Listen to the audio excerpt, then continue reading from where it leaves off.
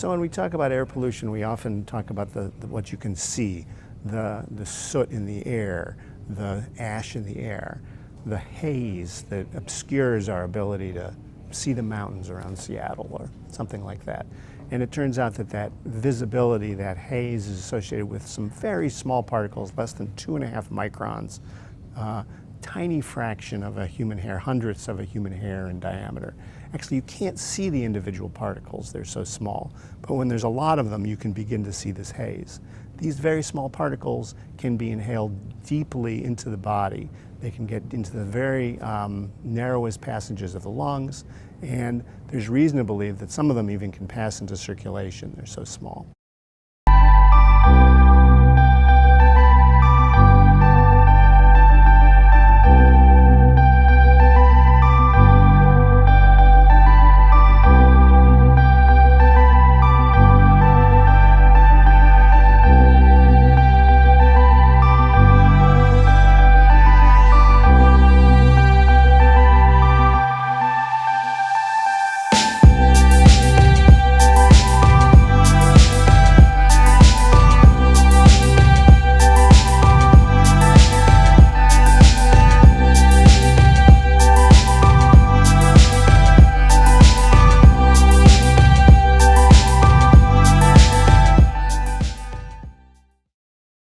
So I would say obviously the most important cause here is traffic, but then again there's the harbor on the one hand side.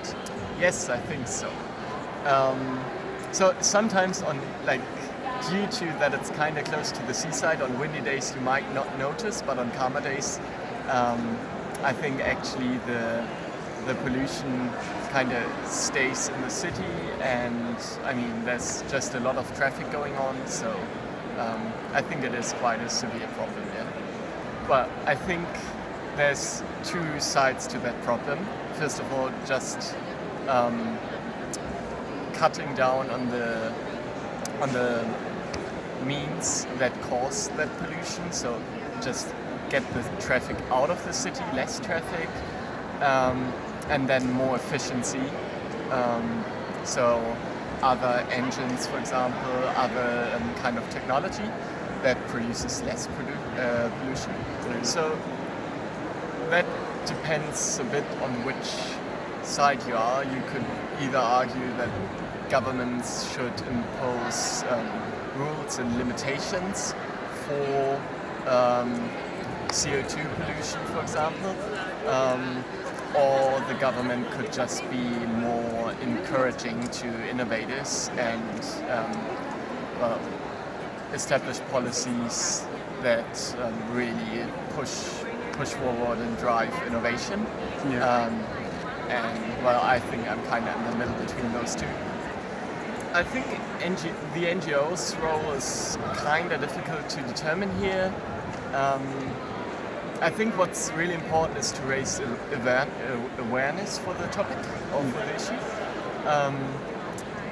So there might be some issues, and for example, just air pollution in general here is not a lot treated in the news, for example, I think, even though it is quite a severe problem.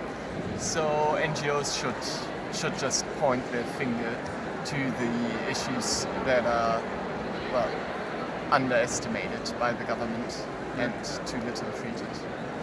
So I think one should be aware of the fact that